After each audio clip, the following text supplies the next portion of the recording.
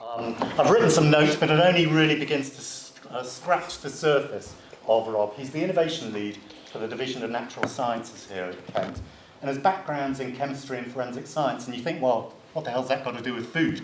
But actually, if you look at his website, he talks about understanding fundamental interactions in nature, using those and that information to address global healthcare, manufacturing, materials and forensic challenges. He sums himself up by saying he's about coffee, biophysics, surface chemistry and bouncing neutrons. But that's only really the beginning, because his work is very interdisciplinary, it's very intersectoral. His background is in industry.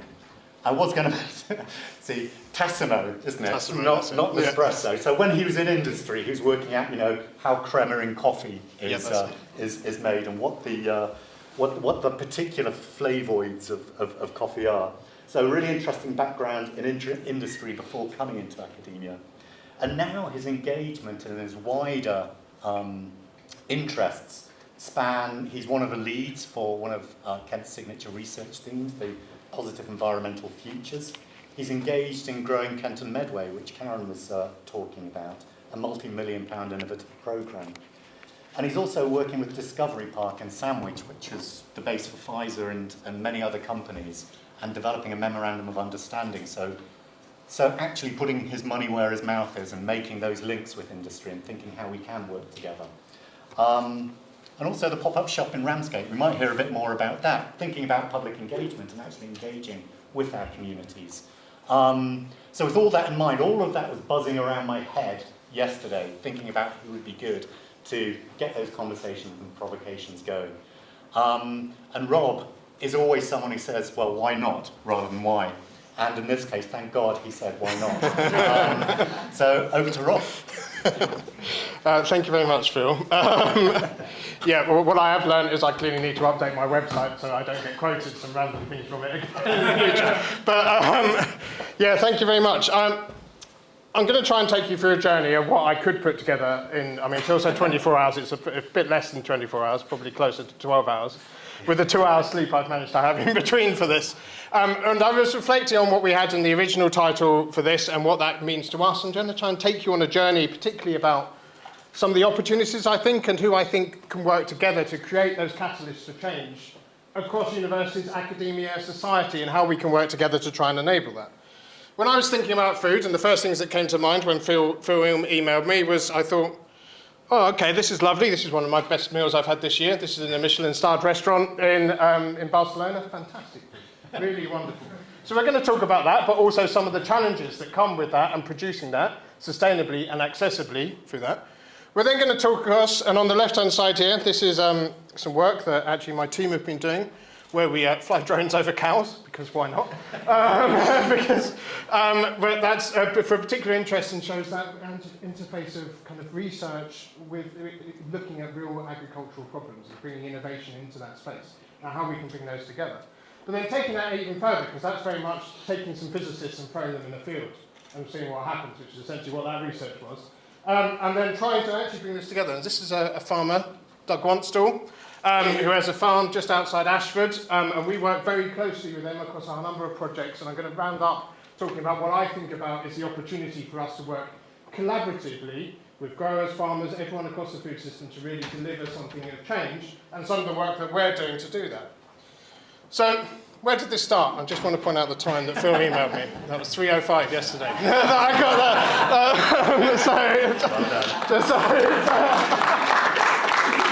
It started so lightly with hi, Rob.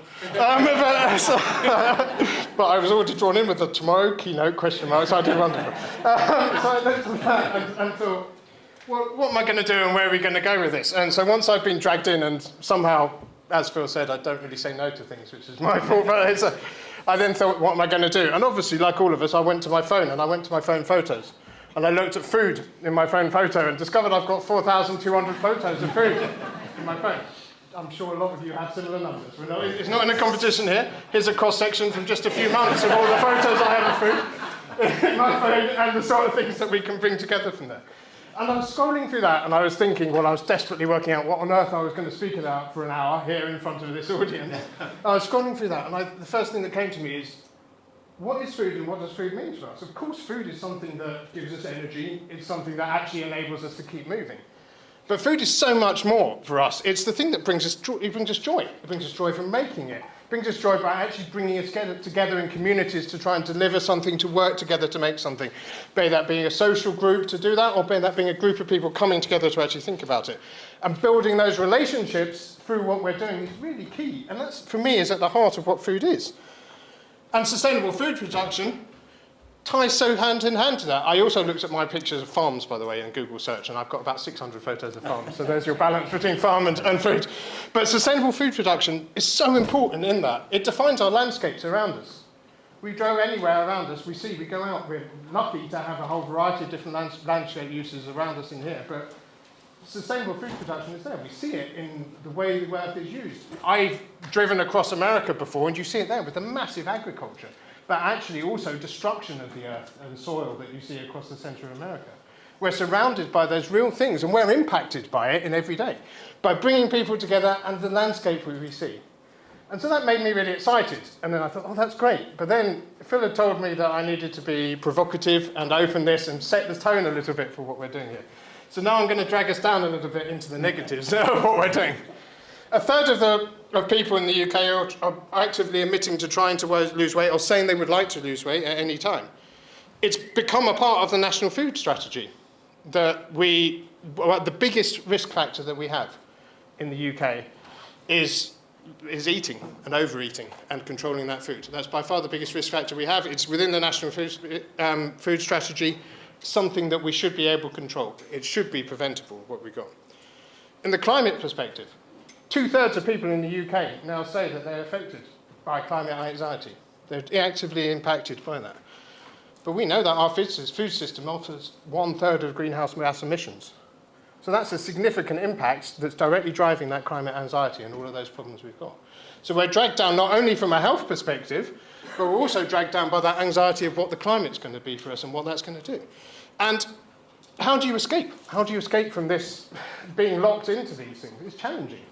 People struggle to escape from it because they have limited time, money. It's very hard to actually escape from the system that has that. The failed food system that we have is forcing us down in impossible circles. And provocatively, I'm going to say, food companies are also trapped in that. Food companies are struggling to get out. They are ultimately, they have to pay the bills, but they also are paying to their investors and to try and make some profit. So for them, they're also stuck within that same cycle. They can't get out. They're driven by consumer actions as well. It's really important that they need to, that drives what they need as well. So it's incredibly difficult to get out of that. I then shamelessly borrowed the Food Foundation's Broken Plate to help me provide some data to kind of back this up a little bit about the true impact of what we've got going on in this. It's a fantastic report. I genuinely recommend reading it if you haven't, because it really gives a true insight of the impact and the real problem that we have across our food system at the moment within the UK. I've picked out a few of the key kind of points that we've done. So there's a variety of different things looking into us. One of the biggest things is looking at taking the Eat Well guide and what we should be eating and then assessing it. The lowest quintile of the British population would have to spend 50% of their salary in order to afford that. That's without anything else that would be. That's compared to 11% we have for 2022 for the highest quintile. So significant impact, and that poverty and that inequality that exists within the UK has a significant effect on whether we can even choose to eat well because of that cost and because of those costs that sit in there. And those costs are there. It's true. The data is very clear. On the bottom here, we've got essentially an average price for a selection of the less healthy based on their nutrient profile foods for the last 10 years, and above for the more healthy. They're more than twice as expensive. That's a real challenge for us to try and bridge that. It's obviously, when you're already struggling, you're potentially facing having to spend 50% of your salary. You can't look at that and justify that price change. It's very hard when you've got so many other pressures keeping the heating on, all of the other things that we know are the pressures of people we have around us. Then we think about things, are there alternatives, particularly from an environmental perspective? Plant-based alternatives, alternative proteins, those kind of things, plant-based chicken breast alternatives. Is that possible? We know that this is great, significant reduction in the CO2 emissions that we have from a chicken breast being around 256 CO2e equivalent down to much lower, only 125. So a significant drop. That's great, we think, but the problem is it's still more expensive. It's 20-25% more expensive to be able to pay for these alternative proteins. Alternative protein sources are potentially a solution to really enable us to move towards making these changes, but at the moment they're still not financially viable. Why would you choose to pay 25% more for doing that? And this is wrapped up when we then look at the nutritional profile for a lot of these, because in most of them, you look at your plant-based chicken, there's much higher salt, lots higher amounts of saturated fat across those, so real impacts of those things. And a real problem when you're trying to balance those things and bring it together. So that's the real problems we have from a financial perspective within the UK of what we got. But that doesn't stop there. The proportion of food outlets in the UK that are fast food outlets has pretty much been consistently around 25%. 1 in 4 food outlets is a fast food outlet. I suspect if I ask around this room, we're not eating 25% of our meals at those fast food outlets, but that's the availability, and that's clearly where the financial viability is, because those fast food outlets can make their money in that space. That's terrifying. If you look at that distribution of where they're set out across the UK in terms of their multiple destination quintiles, so from this being the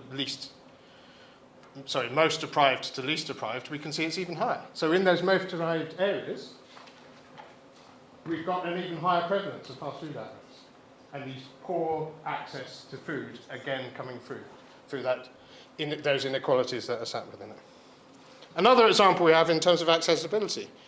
If you look at the percentage of breakfast cereals and yogurts that are marketed specifically to children, and we take that across the last few years, only 7% of breakfast cereals and 8% of yogurts were marketed to children were with low sugar. That's terrifying. I mean, truly terrifying if we're thinking about that. The marketing is not driving in that direction. Such tiny numbers are marketed towards children. Yes, you could claim that there has been a little bit move, and for sure there has been a move in the high sugar amounts, for sure. But the reality is that has sat very even, and in reality is rarely marketed or reached out to children. Real problems that we have sat in there. Let's dig a bit further into that marketing. A third of all food and drink advertising, soft drink advertising, is on confectionery, snacks, desserts, and soft drinks. That's compared to 1% for fruit and vegetable or those healthy options. Again, truly terrifying if you think about it, that we've got these disparities, but nothing is happening about it. We're not doing anything about it. We're letting this happen. We're being saturated by these media all the time, and we're not actually doing anything to reflect on it. And what are the impacts that this has? Obviously, we know this has an impact on health. And while you might be sat in the room and thinking, well, this doesn't impact me, or I'm making sure that my child is not going for these medium or high sugary materials, it's going to impact everyone. It impacts, and I'll lead you through that in a second from the health perspective. But looking at the first one, this is just about dental decay. And again, if we look at by quintile, so the lowest economic quintile from income, has the highest prevalence of dental decay in young people. Truly scary, and that's among 5-year-olds. So that's dental decay among 5-year-olds, and they're already getting 35% of 5-year-olds in the lowest quintile showing dental decay over those things, compared to only 13.5% in the highest quintile. Again, those disparities are there, and it's really impacting real health. Height, which is another great demonstrator of this. If you look at it now by decile, you can clearly see the impact by decile of height. And that directly, therefore, links to all of these things we know about food and those impacts that we have from it. And probably the third and last one, which is the most obvious, but it's nice to see the data, obesity, particularly obesity amongst a very small population of young people. Obesity numbers are going up. We obviously had the spike during COVID time, which is why we have that spike in England and Scotland. but those obesity numbers are increasing, and they're high, and they're terrifying. And we compare the most deprived quintile to the least deprived quintile, it's almost double those prevalence of obesity. Really, truly horrible and quite stark that problem we have with our food system. If these things are happening, because this is going to have a real health impact. If you look at the data from OECD, that has a health impact on everyone in every capita in the UK. That's equivalent to a loss of about $600 from obesity. So that's all of us, that's impacting everyone's pocket through income going into the NHS, everything else that has to happen, affected by these inequalities we have in our food system and our failed food system that's actually driving this change. It's scary and quite stark, but I think we need to have that, and we need to see that, and we need to know we need to bring about some kind of change, and we need to get together and think, what can we do? In this room, in every room, across the Arc, nationally, internationally, how do we do that? I was in a conversation last week, I was at a conference last week, and I was having a conversation with a colleague who happens to be at Greenwich, and they were saying, the scariest thing about it is that if we go to Africa, a lot of African countries are basing their food systems on ours. Well, that's not great, is it? Ours is reaching failure, and yet we're impacting other parts of the world because we've gone out there and said, oh, this is great. They've looked at us and thought, that's great. So what we are doing in this country, in a system we can see as failing, is impacting the world, and will continue to impact it. Huge and scary amount of information. So what can we do? There's lots of things you could do. Obvious things, rebalance the cost of food with more healthy options and make them more affordable. Reformulate products to more sugar, less sugar, and stop marketing to children. Ensure that price isn't a barrier to choice when people are trying to choose what they're doing. And this last one is really key, increasing transparency around what types of things the food businesses sell, what they say they're selling, and actually increasing that transparency so people have to report much more clearly in what they're looking around sustainability goals, around health goals, in what they're doing, to really increase that transparency and maybe start even holding people accountable in some way. That has to be something we have to think about. Those are solutions. And we have to do all of this whilst also trying to reduce our environmental impact. Because remember, our food system is still having that 1/3 of all our greenhouse gas emissions. So we've got to do all of those things, trying to rebalance this thing, fighting against inequalities, but also look at the environmental impact. It's a scary, scary task. It's even scarier if you look at the food system that's evolved, and we have that. And this is this is great when it's blown up very large, but quite small on here. I will zoom in onto the relevant parts of it. But the thing that's worth saying is this is the food system that we have that's evolved as a result of the massive growth we had after the Second World War. Population booms, increases in needs. We truly had this growth that was needed in population. We had new developments that came out of the Second World War. So we evolved into a system that was incredibly efficient in terms of producing food to feed that growing population. Vital and really, really important for us to do. And I absolutely agree with that. But that also, with it, formed a system that is now we know is failing. I want to dig into one thing to show some of the areas. These are two bits. Firstly, where our food comes from. About 53% of our food is from the UK, the rest coming from the EU and the rest of Europe, and then a variety from around the world. But actually, for me, the more interesting bit about this is all of the threats we have. And we know this. We've experienced half of these in the last 5 years, in reality. So we're really struggling. It's markets, it's natural disasters, and it's climate change, which is going to lead to more natural disasters. It's cybersecurity and hacks. It's pandemics. It's war and conflicts. It's population growth, and it's that biodiversity loss, which is driven by this new food system that we've developed and this form of intensive farming and all of those things, and that loss of biodiversity and change of land use. Huge impacts and large number of things that are threatening our food system as we sit in it. I want to segue for a minute, and as Phil mentioned, I used to work in the food industry before I came back to academia. So I was in food industry immediately out of my degree. I went into the food industry. I worked for Kraft Foods. And then I came back to academia later, and I want to talk about this section on this diagram. So for those who can't see, this is the processing, manufacturing, and kind of wholesale section. So I'm not including retail in this, but you could include the big 5 supermarkets and retail within this as well.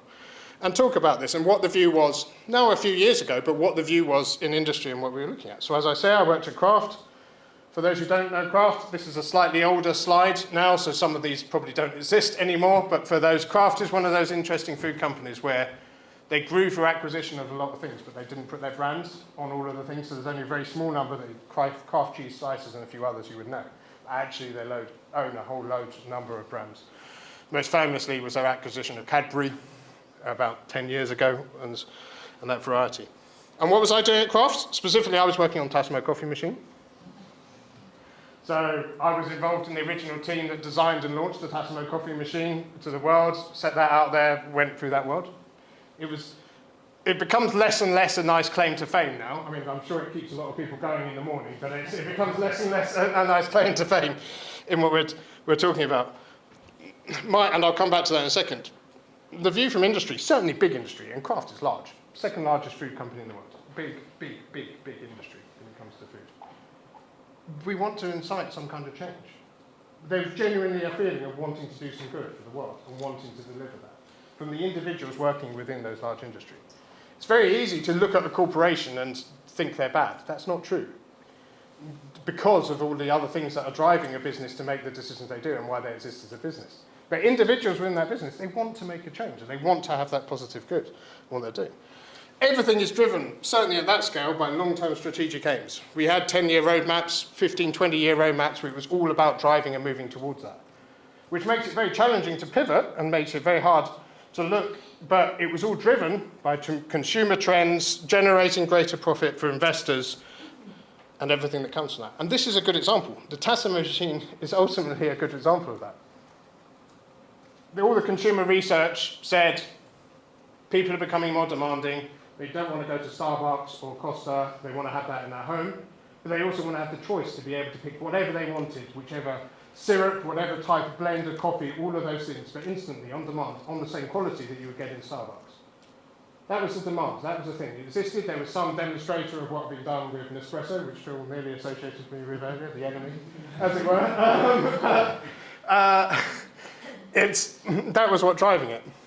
Now when I reflect on this, and now when I think about this and talk to people about it, probably the biggest consequence that's had, yes, it sold us some units, made some money, consumers were happy, it's the amount of plastic waste we've left in the world. And that's the biggest single impact that we've had from that. Because in order to design these materials and design these things, I could tell many stories, but we'll do that over coffee later, about working at Kraft. But for example, the inside there, the flow mechanism and the liquids that are flowing in there, we designed that on a Formula One supercomputer because it was so complex, the fluid dynamics and what was going on, the physics that was going on inside there. We crashed actually a Formula One supercomputer because it was more complex to make your coffee than it was to drive probably the highest and most advanced. So, I mean, that's the technology that industry is willing and has the ability to throw at a problem in order to try and resolve it in some way.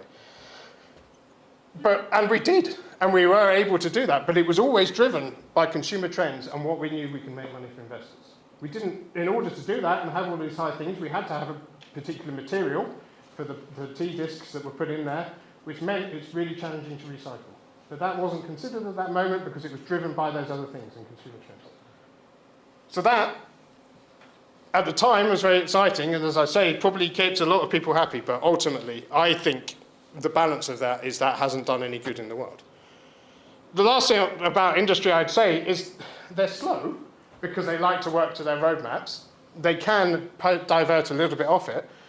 The only time they pivot quickly is when it's driven by consumer actions. And I've separated consumer trends, consumer action, because consumer trends are sometimes on what they report as opposed to what a consumer does, and those are often two very different things in reality.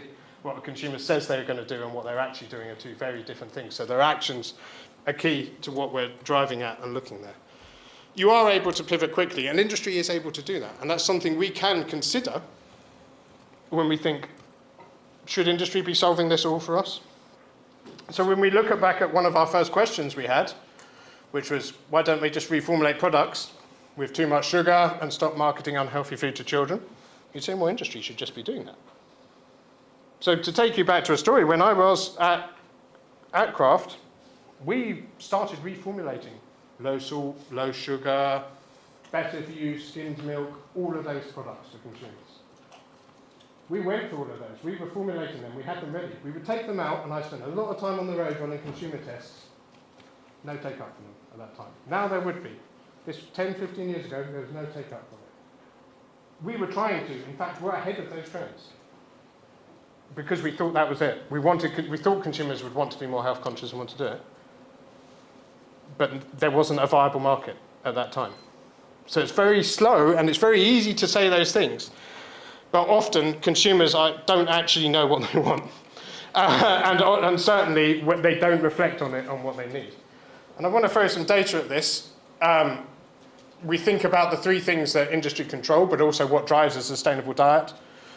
Essentially, availability of the food, price and affordability, and appeal. Those are the things that really are driving the consumer need and what we have. And so looking at those balances and thinking about it, often the appeal is the one we struggle with and the one that people struggle with. Affordability, and yes, absolutely, the costs struggle, new innovative technologies, how it's manufactured, that's harder. But appeal is often the one that's struggled with in those things. And I want to back that up with data, because how do you really bring about those changes? The other thing I've alluded to, but it's obvious in a way, is it's a competitive market. Everyone is ultimately trying to undercut themselves with the smallest margin in a lot of cases, unless you've got a very high value product. You're constantly working with very small margins. So you're wanting to do that, you're wanting to cut corners, you're wanting to make choices in order to do that. And by cutting corners, I don't actually mean cutting corners, because a lot of research will have gone into reducing the amount of the cost of a thing by a fraction of a thousandth of a penny, because of the impacts that will have on profit. Large amounts of money will be thrown on that to do it. But it's a competitive market for all of those things. And consumers don't want or understand the change. And to back this up, the Food Standards Agency in 2021 performed a survey asking a variety of different questions. So the first one was asking to what extent you agree or disagree with these things. Consumers said they want to change their diet. A large chunk agreed that they would like to change their diet and they wanted to be healthier. Some said they wanted to eat less meat. There was generally a push also to wanting to eat more fruit and vegetables, potentially less dairy, and kind of sitting on some of these veganism kind of the back of that as well, and wanting to reduce those things. So yes, you claim there's a consumer drive for that. But then when you dig into what are the barriers for stopping them, the top one we've already highlighted is the cost. And we looked at two things: sustainable foods and then healthy foods. And I'll show you sustainable foods, the data first. Biggest barrier was cost. We've talked about that. We need to be able to make these things more approachable. There was a large fraction, in relative terms, 16% of this said that they didn't understand. That education piece is really important. And how we engage with that, that's the responsibility of everyone to try and think about how we educate people who aren't necessarily have access to the education or have the know-how or be able to know where to find it. That's really key. If you look at it in terms of eating healthier, in terms of diet, again, cost comes out higher, highest here, in this case 33%, so even more so. But there's some interesting things that come through. My mood. Consumers' mood and their choice, and they say, actually, I'm not going to eat healthier because actually it makes me feel good not to eat healthy. And we know that, and those additional stimulants that come from not eating healthily, that come from that. So, again, difficulty forming habits is another classic thing, and then difficulty avoiding those unhealthy options is actually surprisingly, in this case, low down there, but still 15% of those numbers. So consumers say they want to do it, but then when they frankly look at it, they realise they can't, and there's actually a number of drivers. Cost, yes, is absolutely the blame, and it sits up there as one of the biggest ones, but actually trends, the moods, actually those forming those habits are really key to consumers and what they're driving and what they need. So that's Stark. And that's a brief segue into industry. Can the industry solve these problems for us? Not on their own.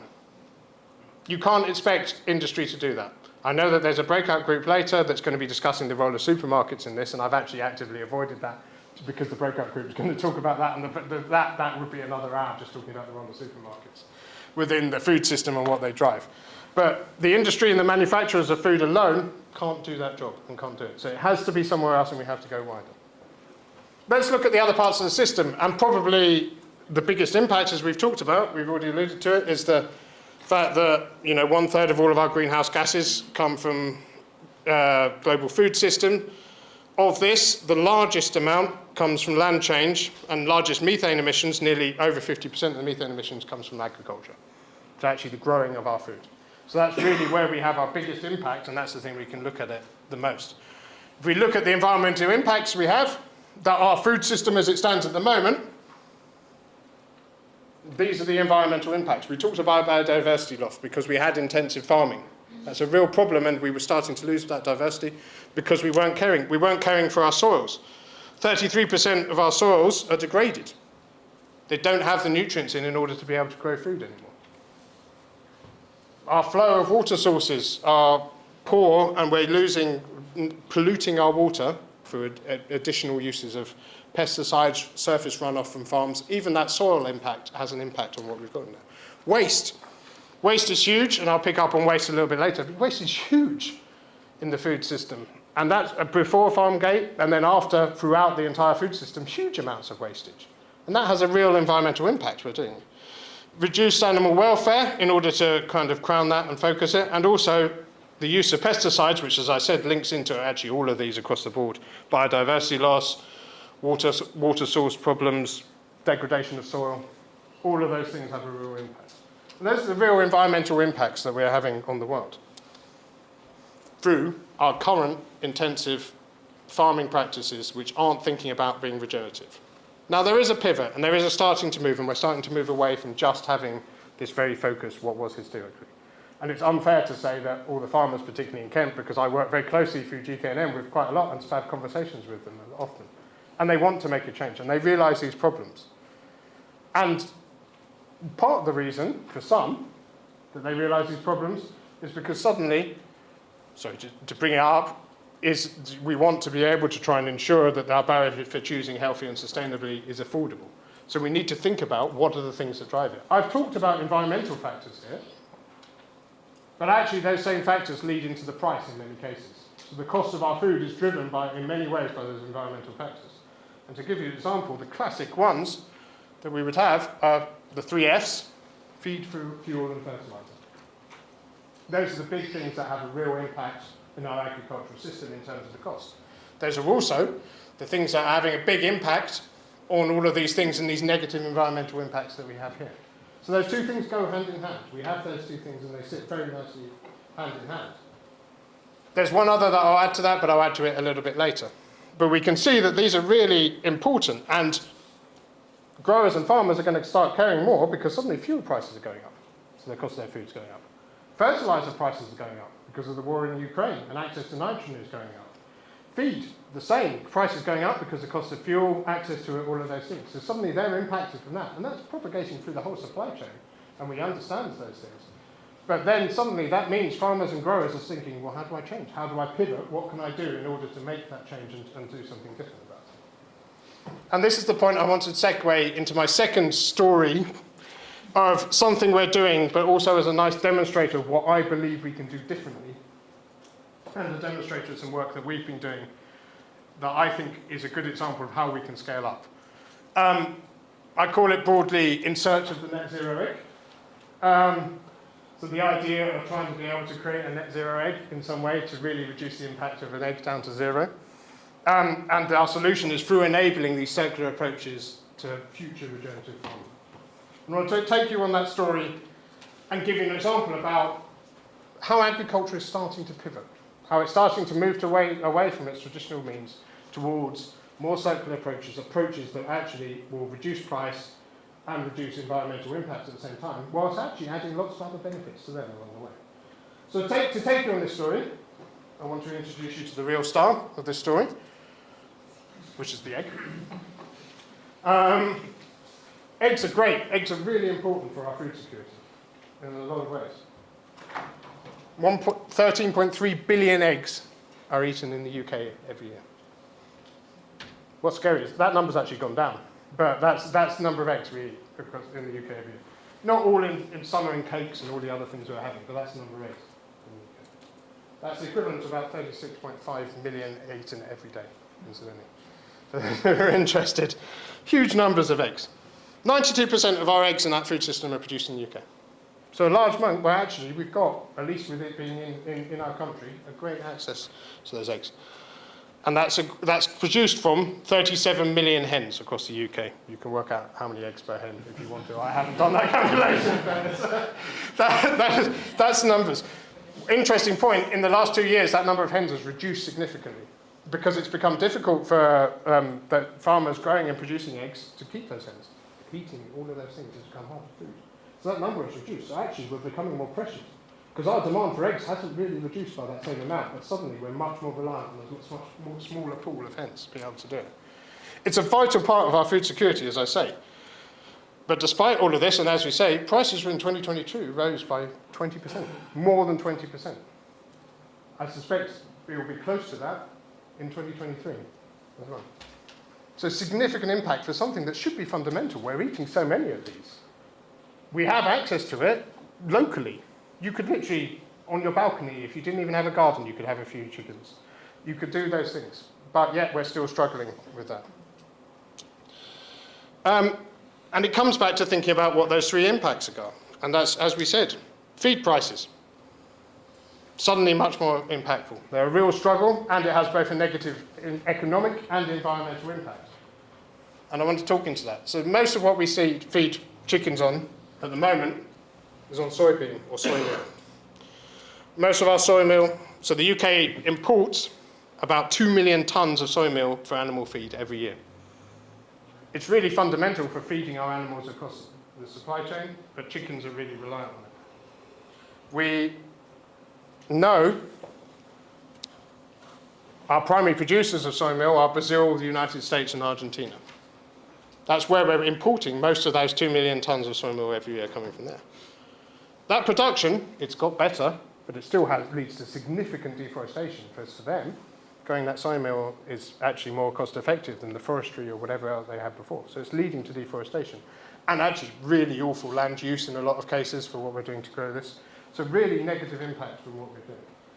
And it continues to have that impact. So obviously you can see, in this case fuel, but also the fertilizer.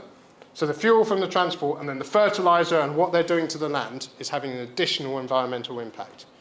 In order to produce this, just to feed to chickens. That's awful. Truly something that we should be changing. So while the egg is the star, the soy meal is the enemy, is the arch enemy of the egg. Now I want to introduce you to the superhero that's going to replace the soy meal. That's these chaps. Sorry, I should put, I don't know, some kind of disclaimer before I put that up. Yes, I'll disclaimer before this, because we may have a wiggling video in a second. There we go. So there they are. These are black soldier fly larvae. They're fantastic. They are truly superheroes when it comes to dealing with these systems. For those who are interested, they're not the same as these, but I was in holiday in Mexico over New Year this year. And these are kind of crickets and a lot of other bugs for alternative protein sources, which we were talking about earlier. They're eaten in other parts of the world. We haven't embraced it yet. You could actually eat these black soldier fly larvae in exactly the same way. In fact, the business that we work with, he genuinely sprinkles it on his cereal in the morning for that extra kick of protein. I don't know. For him to have as part of what he's having. But these are superheroes, and they truly do offer something new for us. They can significantly offset the amount of soybean. Chickens love these. They will eat this up. It's a great protein source to replace the protein that they're taking in from the soy meal. So chickens love this as something that they can have. They can't get enough of them. What's great is these are a superhero because of the fact that they eat through all of the organic waste. So all the stuff we're throwing away, black soldier fly larvae eat up, and they'll grow on, and they'll grow, and they'll keep on taking these things. So they'll take all of that organic waste that we've got. This food waste that we're throwing away, the piles that sit or then ploughed back in on farms, the food waste we have through our supply chain, all of the various impacts that we have from those food waste can do that. Most of our organic waste in Kent, I can't talk for other regions, but in Kent, most of our organic waste is collected and driven to Cambridge to do AD as anaerobic digestion, which is a biological process.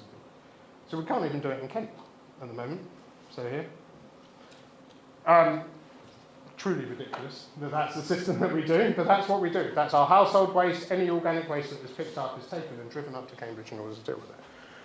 This is a great source on our doorstep. We could use that in for something, for example, with black soldier fly larvae. So we do that. We've built that and built these into here. I can't show you into the inside of here, but we've essentially built trays of these with a controlled environment chamber that sat in here. And in fact, we've moved on from this design when I took this photo to now repurpose chiller trucks at the end of their life, which would have been sent to a scrapyard and do that. With great temperature controlled. We're now taking them, converting them on the inside in order to have controlled environment, and then we grow on massive 15, 30 foot length trailer trucks, loads of black soldier fly larvae. So for those who had a nightmare when they saw that, don't suggest you ever go in those trucks. But it's a great way of being able to do it. It allows us to access waste and process significant amounts of waste that we can go through. The number that we have here, the 4.5 million tons of edible food, that's the edible food that's thrown away every year. And we can do better things for that, and I'll talk about that in a little bit. But this doesn't take into account all the stuff that's at farm gate. It's very hard to get that data. We know that, and we're actually trying to do some things about that through Growing Kent and Medway to get more information on that. But ultimately, we've got a large amount of source, and we've actually got something that we can then feed them to in order to do that. And I want to show how that's a transdisciplinary solution for many people across a university or across any unit in order to solve it. We want to make a net zero egg. I won't go too much detail. This is what we call a life cycle assessment, where we look through the full product life cycle of what we're interested in. And in order to, from essentially producing a unit to manufacture these in, through growing some bugs, through feeding them some food, through feeding it to a chicken, for a chicken laying an egg. That whole process of what happens from the life cycle of that food. In order to optimize that, we need engineering to build better units. We need business model optimization in order to work out how we position these. Do we do a centralized, decentralized unit? How do we sit those together? We need biochemical optimization to actually manipulate the food waste and understand what's going on within that. So we need all of these different people, conveniently located in a lot of universities, that allow us to be able to work together to optimize these kind of things and truly valorize waste streams. And that allows us to then develop new sensor technology that has impact onto other fields and do that driven by this problem and optimize biochemically from various feedstocks. And this is great and really exciting. And we're doing it now. And we're doing it and demonstrating a truly circular system. And I want to tell you that circular system. So let's start with this beer up here. Some people might know Curious Brewery, based in Kent. Lovely, lovely thing. I'm going to assume that this is probably some of the several large pints that Phil offered me. As a result of doing that, I've highlighted the several large there, Phil, in case you can't see it. Pints, I will accept Curious Brewery. So when you're doing that.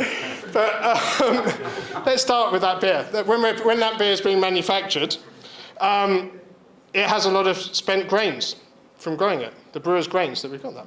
Let's take those grains. In fact, we are taking those grains from Curious Brewery. In fact, Curious Brewery are no longer paying someone to take away their waste. They say, well, we're taking it away for free for them. It's a saving from them already in order to do that. We're taking it over to our farm, and we're feeding it to our black soldier fly larvae. And then once those black soldier fly larvae have grown up over about 2 weeks, we're feeding it to some chickens. Those chickens are delightfully eating it, growing up into big, healthy chickens, and producing lots of nice eggs for us. Then we're taking those eggs back to Curious Brewery, and Curious Brewery are actually using those eggs to put into their cakes and to various things that they're serving with their beers on their restaurant on site. People drinking more beer, the cycle continues. That's the solution. Didn't happen before. Lots of disjointed things all over the place, not working together in order to deliver a change. Through bringing engineers, business model, innovation in the broader sense together through biochemical optimization, we've created a truly circular solution, which helps us move significantly as well towards a net zero egg, but has real impact on a local scale. We're not talking about global, but we are having a real impact on those businesses and the people who are consuming those things. Significant savings in terms of impact on the environment as well as costs with what we've got. So how close are we to a net zero egg? Before, we had the issue with feed and fuel still kind of having an issue, and there, because we still have to heat the chickens, and that's not gone away, and that's still something that we have. In the near future, and we're using this, we can start to offset feed. And we can start to actually think about that, and that works. Fuel is still a problem, and that we are starting to look at other solutions for that, in particular stacking multiple industries together. So can you have something that produces a lot of heat and sit that next to something where the chickens are kept in order to transfer that heat and use hand transfer in order to do that? An example of that even would be the brewing process. So can we even think about that with siting them near the brewing process in order to look at that heat and transfer that back into that? Those sort of things. Don't want to give all the secrets away, but those are the sort of things that we're looking at as potentially looking at. And the thing I haven't mentioned is fertilizer.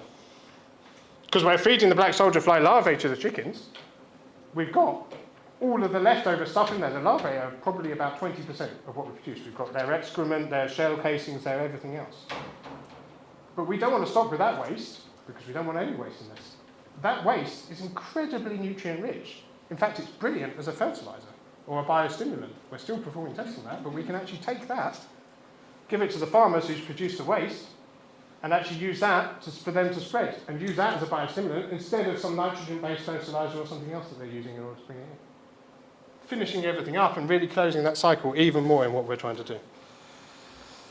So we're able to do that. The last one I promised, and that obviously has an impact on cost, and will have has an impact on negative environmental impact as well. Fantastic. The last one that I haven't mentioned as the real stressors that sit on the food system is labour.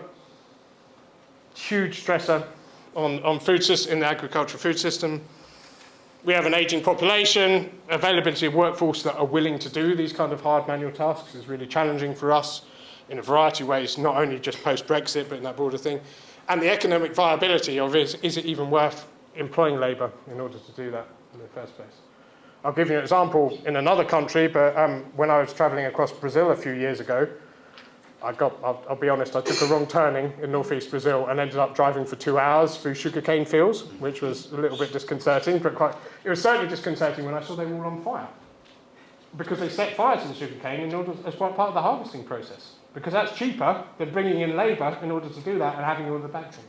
These are the real things where labour is actually challenging and isn't necessarily economically viable across food systems in a variety of ways. And that's a problem. Labour is a problem. 1 in 7 people who are employed in the UK are employed across the food system. But they represent about 46% of the lowest paid jobs in the UK.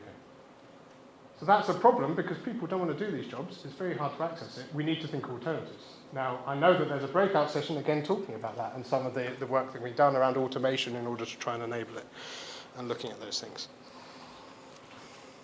So can academia alone solve these problems? We've asked if industry can do it. And the answer is maybe, but not alone. I think probably the answer is the same for academia. We can do some brilliant things, but only when we're working with industry. We've got some great examples of industry-academic partnerships that I've given there which have been able to do this, and there's a breakout session about that. So I'm trying to get all of the breakout sessions into my talk to discuss that and looking at how we can bring those together. It can, but it has to work in partnership. I'll take the example of what we've been doing at Kent in terms of our achieving what we're helping to achieve zero waste. Top of that tree, we were talking about food waste, and actually in this case, working with Produced in Kent, and I'm hoping Flo might be talking about this later as well as part of our food redistribution, maybe. So, is the Kent Cleaning Collective, and actually taking that food that is still viable and left on the plant, and actually redistributing that to the people who need it. So that top of our food hierarchy and our food waste hierarchy, we've got SAT actually doing that, and that's something that can be done. What's brilliant about that, and in fact brilliant, I'll come back to it more, is this is an even better way. We're in universities. Our core business and what's most important to us is students.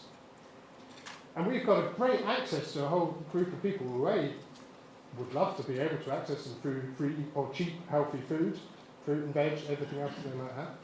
But we also have people who are probably a willing workforce to go out and work for us. There's a great opportunity there to bring those two things together, and we are doing that, working with Produced in Kent to actually try and enable that and go out and cleaning that. So that's while the food is still viable. Then we start to move down that hierarchy and we go towards high value extraction. We're taking high nutrient materials out. Didn't have time to go into this, but this is looking at cherries and taking high-value things called anthocyanins from cherries. These have antioxidant properties, really highly valuable, something we can do a lot with them. And that's not taking from the cherry. This is after the cherry has been squeezed for cherry juice and things like that. We're just taking what's left over and using that pith in order to have some access to all these things. High value, because it has antioxidant and good positive health benefits, materials that sit there. Next down, we can then start towards making biomaterials. Future things are replacing plastics. We have work going on looking at these things. After we've taken those high value things out, we can then just access the cellulose to have things that will be able to replace kind of plastics and oil-based plastics and what we've got. And then once we've gone through all those things, there's still something left over. And we can sit at the bottom of that, and we can do things that we said. We could feed it to black soldier fly larvae. We can do a variety of other things. And I don't have time. I want to talk about something that we could do with that. So a year ago, just over a year ago, through Growing Kendal Medway Partnership, we published the roadmap for alternative proteins. As we identified at the start, at the moment, the alternative protein source is potentially great, but economically, and there's still a number of challenges that still remain for alternative proteins. We published a year ago this roadmap, which was published by UCRI to allow us to look at that, bringing together stakeholders from across the UK, but convened by Growing Kendal Medway. And we looked at a variety of different things, and I don't want to go into this about the challenges and the opportunities from what can be delivered in this space. And coming back to our food hierarchy, or our waste hierarchy, one of the biggest opportunities we have here is, in fact, what if we could use some of that waste as a substrate to grow our alternative proteins on? We can actually close that loop. Often, farmers and growers consider alternative protein sources, and they consider these new meats and things like that as a competition for them. They see themselves as very separate. And in a food system, in our traditional way, that's true. But actually, I can see opportunities where the two can work together. Why don't we have biorefineries working closely with growers, so we have traditional agriculture, sitting alongside some of these new exciting things in order to have a more equitable access to food? And have a better access to protein, which is often a challenge, and safer and cheaper and more nutritionally rich than we could have before. So a real opportunity to talk about that and consider it. I was going to talk about right to food, but Karen's helpfully talked about right to food for me, and I will shamelessly plug Philip and Tilda, who are doing a session as well about this after the coffee break to talk about our Right to Food initiative, which is brilliant, but it builds along a lot of these things that I've already been talking about bringing communities together. What we as a university can do at the centre of that to enact real civic change, working both internally with our own student population, but also externally with our stakeholders, with research, bringing innovation, all of those things together in order to really enact change, and looking at what we do. And do attend that breakout session if you're interested to find out more, because we're really keen to try and build this kind of real blueprint of what this should look like for universities across the arc and beyond for what that should look like. But coming back to that question of can academia do it alone? I would think in the same way I said before, industry needs to work with other people. But I'm going to say, and Phil alluded to this in his introduction, the last people we need to bring is actually, it's not just industry, it's not just academia, it's not just policymakers that we've talked about, and we've been able to engage with through all of these things. It also has to be the civic communities that this matters to, and they have to be part of that conversation. We've seen from the start that that's the problem in our food system, relies on those access and those education and all of those things. So we need to be able to bring those civic communities to that conversation. And that, for me, is doing things like the things we've already started, enabling future food systems through engagement with those communities.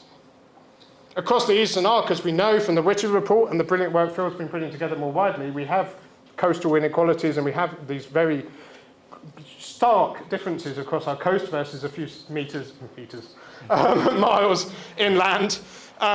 Engaging with those communities, so not just the farming communities, but the communities that are also really struggling and are in those lowest quintiles that I was talking about in my opening slides. So bringing all of those together. And we're already starting to do that. We've set up, working with Regeneration Earth, what we've called a living lab, sat on a farm. There. That's a working biological and chemical lab. But it's not here in a university. It's sat on a farm. It was funded through Growing Kendal Medway, and actually some of our funding from a Farming Innovation Pathway grant as well. But we've actually built a biological and chemical research facility. And that's not just for us. We can have, and I've got an example over here of undergraduate, postgraduate, postdoctoral and researchers all sat by side doing biological research on a farm where they can go and collect the samples and do that and those things. But it's also a space for businesses to sit and work with this. Innovators to come in, they've got an idea. We're starting to build a cluster of those innovations, Bacillify larvae being one, but a number of cluster of innovations around that space and to build those new communities. So that's great because that brings together all of those things to make a real change. But we want to take it even further. This has to be not only doing all of that great work we've done there, bringing our undergraduate population so they can interact with the real world, interact with food systems in a way that enact a change from a very early stage and allow us to do that. But we want to engage with all of the other civic communities that we have around us. We want to engage with those hard-to-reach communities. We want to engage with the farming community directly. And we now have a space that allows us to do that and have those conversations. So for me, that is one of the biggest solutions we can have. All of those partners have to be together. Academia can do a great job of bringing that together. Industry can do a great job of trying to draw that together. But ultimately, those partnerships and truly equitable, having a conversation over a pint of beer that Phil has bought for us, or anything else, is the way to enable. I'm volunteering you just to sponsor the entire Living Lab now, Phil. But enables us to really shape that future of what we can do and how we can potentially change our food systems. And I'll leave you with that and say thank you very much.